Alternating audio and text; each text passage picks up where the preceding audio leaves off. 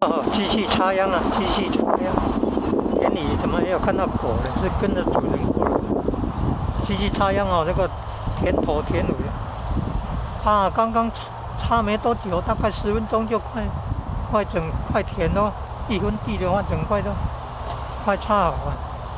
以前的农人哦，那个天气那么冷啊，脚都要泡在那个烂泥巴里面，天气冷，水冷霜霜，冷冻得很啊，很痛苦的。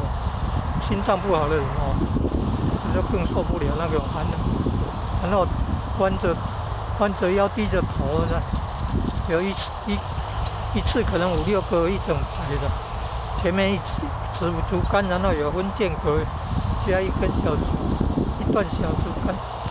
哦，然后呢，你看低着头，然后一直往后退，往后插秧，一面插一面往后退，所以那手势才会说把秧儿插满田呐、低头便见水中天呐、6根清净方为道，退步原来是向前呐、插秧呢是用退步的，退后往后走的，往后移动的，不然往前呢就会把刚刚那个秧苗给踩死了。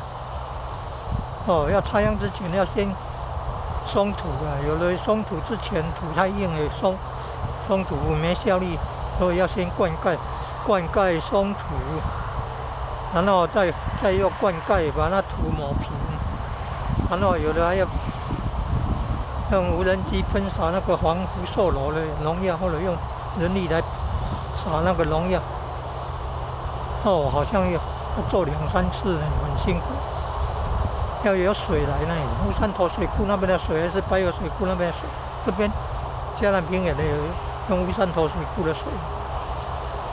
然后那个你看，机器插秧，插秧之前田头田尾没有平的，主人也要用那个叫背骨的哦，耙子来把它弄平，很辛苦的。你看，机器插秧2个人合作，前面的开，后面的加那个秧苗，很快就插好了。